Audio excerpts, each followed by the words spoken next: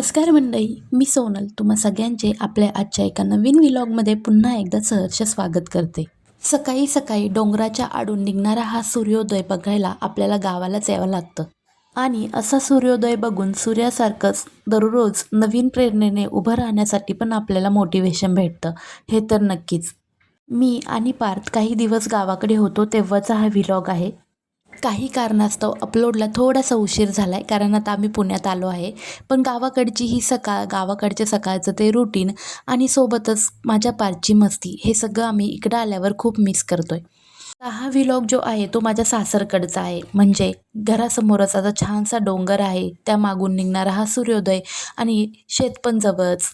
त्याच शेतातले हे मुळे अक्कानी अण्णांनी मुळे लावले होते आणि आज गावचा बाजार होता, तर अक्कानी सकाळी सकाळी मुळे काढून अण्णांजवळ कॅरेट भरून दिला. आता अण्णा बाजारच्या मोंड्याला जाऊन हे विळे विकणार होते. सगळ्यात पहिले आम्ही दोघी सासूसुनांनी ते मुळ्याचं काम केलं, मुळे उपटून आणलेत आणि त्यानंतर मग आम्ही आमच्या सकाळच्या कामाला लागलो. आपलं गीझर, आपलं हीटर आणि सोबत आपला गॅस, या सगळ्यांपलीकडं चुलीवरचं हे उकळतं पाणी काही वेगळंच असतं बरं का. पाणी तापवून घेतलं तोचपर्यंत अक्काने मोटर चालू केली होती या घरासमोरच्या झाडांना पाणी द्यायला. आता घरासमोरच एवढं मोठं निमोनीचं झाड आहे, 12 महिने कधीही जा त्या लिंबांना लिंब असणारच. आणि आमच्या घराची आणखी शोभा वाढवायला हे गुलाबाचं झाड. लाल कलर हा प्रेमाचा मानला जातो, तसंच घरासमोर पण ह्या लाल कलरचा खूप मोठं झाड आलंय आणि त्याला भरपूर असे फुलं नेहमी असतातच. आणि हेच आमच्या घरातील एकमेकांबद्दल प्रेमाचं प्रतीक आहे. आता माझ्या पार्थचं इकडे गावाकडे आल्यावर सकाळी सगळ्यात पहिले उठल्यावर हेच काम असतं की ब्रश करायचं आणि हंबाचं दूध प्यायचं. आणि इकडे ब्रश पण आवडीने केला जातो, कारण ब्रश इकडे बाथरूममध्ये करावा लागत नाही, जसं की आम्ही पुण्याला करतो. तर त्यांचे ब्रश वगैरे होईपर्यंत ना छान असा मी इकडे शेगडीवरच चहा उकळून घेतला होता. इकडच्या चहाला पण एक वेगळीच टेस्ट असते, कारण गाईचं दूध असतं, पावडरयुक्त दूध वापरायला लागत नाही. आणि आता व्हिडिओमध्ये दिसणाऱ्या या आजी आमच्या घरातील सगळ्यात जुनं खोड, म्हणजेच माझी आजसासू. आमचे बाबा राहिले नाही, पण आजीकडं बघितलं की बाबांची आठवण येणार नाही असं होतच नाही. आता आजीला चहा दिला पण मला दिला नाही म्हणून माझा पार्थ थोडासा रुसला होता. पण जेव्हा त्याला कपामध्ये चहा आणि दूध ओतलं तेव्हा त्याचा चेहरा खुलला. आता तुम्ही ते पार्थकडं बघा, बाहेर मोटर चालू होती, पाणी चालू होतं, तर पूर्ण ओला होऊन आला होता आणि पॅन्ट कशी ओली झाली हे विचारलं तर त्याचं एवढं मोठं एक्सप्लेनेशन चालू होतं. तसं त्याला असं वाटत होतं की मी आईला वेड्यात काढलं ना, आई पण वेड्यातच निघेल. पूर्ण पॅन्ट शर्ट ओला करून आला होता. पण गावाकडे गेले ना तर आपण त्यांना ओरडू पण शकत नाही, कारण अण्णा अक्कापासून लांब राहणारे त्यांचे नातू जेव्हा गावाकडे जातात ना, तेव्हा त्यांनी कितीही हट्ट केला तरी त्यांच्या आजी आजोबाला त्यांना बोललेलं थोडं पण चालत नाही. नंतर आपल्यालाच ओरडा खावा लागतो. मग सोनूदादा असो की मोनूदादा असो, आणि आता पार्थसोबत पण तेच होतंय. एखाद्या गोष्टीला आपल्याला पोरांना नाही म्हणायचं असलं तर ते शक्यच नाही, कारण अण्णा अक्का त्यांची साईड घ्यायला आणि त्यांचे लाड पुरवायला हजरच असतात. आता गावाकडे आल्यापासून पारचं हेच रुटीन झालंय. चहा बिस्किट खाल्ले की एकतर अक्का आजी मागे जायचे किंवा अण्णा बाबा मागे जायचे आणि फिरत बसायचं. पण पार्थ इकडे एवढा सगळा एन्जॉय करतो ना, ते बघून मला तर खूप आनंद होतो. आता सकाळीच ते गायांना घास कापण्यासाठी गेले होते, तोचपर्यंत इकडं मी माझं काम सुरू केलं. सगळ्यात पहिले ना पीठ मळून घेतलं. आता आपलं इकडचं रुटीन आणि गावाकडचं रुटीन थोडंसं मिसमॅच असतंच बरं का, कारण इकडे आपला सकाळचा 8-9 वाजता नाश्ता होतो, तर जेवण आपण 12-1 वाजता करतो. पण तेच गावाकडं नाश्ता हा स्किप असतो. चहा घेतला की 9-10 वाजेपर्यंत स्वयंपाक होऊन जेवण केलं जातं. आता ही स्वामीज्ञा भेटायला आली होती आणि तसंच तिला दूध पण न्यायला आली होती. आता नातवाची अंघोळ चालू आहे, तोचपर्यंत ना मस्त असे चुलीवर ना तव्यावरचे भजे आजीनी केले.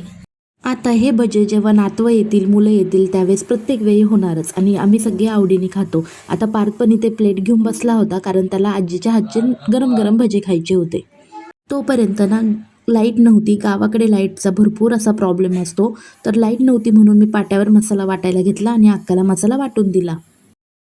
पण त्या दिवशी मी एक गोष्ट ऑब्झर्व केली, हे तर नक्कीच, जेव्हा कधी आपण मिक्सरमध्ये मसाला काढतो त्या मसाल्याची चव वेगळी वाटते आणि जेव्हा आपण हाताने मसाला वाटतो पाट्यावर, तर ती भाजीची चव मला वेगळीच लागली. म्हणजे भाजीची थोडीशी चव ना चांगली लागली. म्हणूनच जुने लोक म्हणायचे की पाटावर वाट्यावरचा मसाला वेगळाच असतो. आता मला मसाला वाटूपर्यंत ना अक्काने इकडे 3-4 भाकरी करून घेतल्यात आणि त्यानंतर मग आम्ही छान असं सगळ्यांनी जेवण केलं. आता आज आम्ही ना पापड्याचा बेत केला होता. म्हणजे रानातले कामं तर उरकलेच होते, मग घरात बसून काय करायचं म्हणून ना पापड्या करायच्यात. आता रात्रीच मी 1 किलोचा साबुदाणा भिजत घातला होता आणि सकाळी सगळं आवरल्यानंतर अक्काने तो असा मोकळा करून घेतला.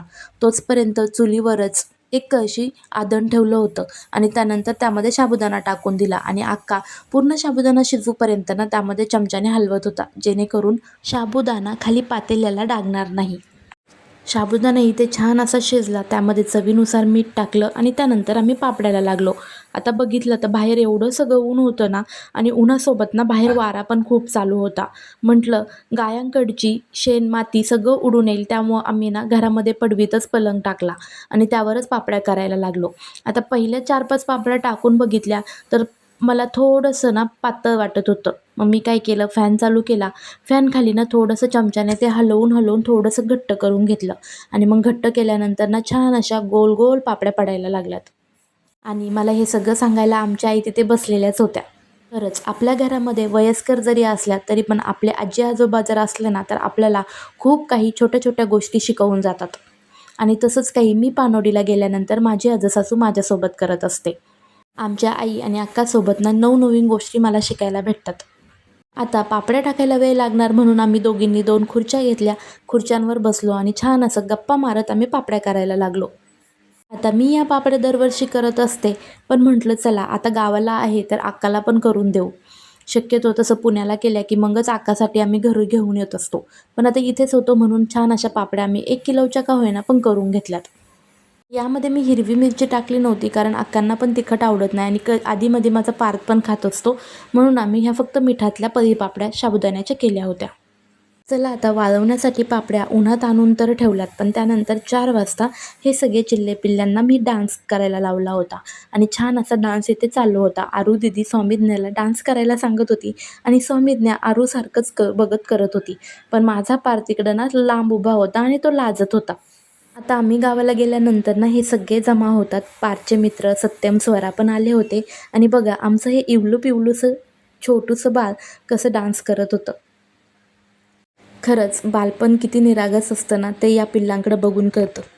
जसा माझा पार्थ कोपऱ्याला उभा राहून यांचा डान्स एन्जॉय करत होता ना, तसंच काही मी पण हे चुलीवर कांदे भाजत भाजत करत होते. कारण संध्याकाळी काळ्या भाजीचा बेत होता आणि मग छान असे मी 4 वाजता चूल पेटवून चुलीवर कांदे भाजत होते. त्यानंतर मी माझे दीर अमोल भाऊंना शुक्रवारच्या स्वामी केंद्रातील महाआरतीसाठी विचारलं होतं. मग त्यांचा फोन आला आणि वहिनी ताट घेऊन या असं म्हणून त्यांनी मला आरतीला बोलवलं. मग त्यानंतर आम्ही सगळे आवरून आटपून मी छान असा स्वयंपाक केला आणि त्यानंतर आम्ही 6:30 वाजता केंद्रामध्ये आरतीला गेलो. नैवेद्याच्या ताटामध्ये ना आज मी बटाट्याची चटणी, चपात्या, मसाले भात, शिरा हे सगळं बनवलं होतं. कारण स्वामी महाराजांना पिवळा पदार्थ कोणताही असला ना तर तो आवडतोच बरं का. सोबतच घरासमोर असणारे 2-3 झेंडूचे झाड, गुलाबाच्या झाडांना असलेले गुलाब हे सगळे आणले. त्यानंतर आम्ही 6:30 वाजलेत आणि आरतीला सुरुवात केली. आता आज नैवेद्याचं ताट मी आणलं होतं म्हणून मला आरतीचा मान भेटला आणि माझ्यासाठी ही खूप चांगली गोष्ट होती. तसं माझं गुरुचरित्र पारायण झालं होतं आणि त्यानंतर ही आरती भारी वाटलं.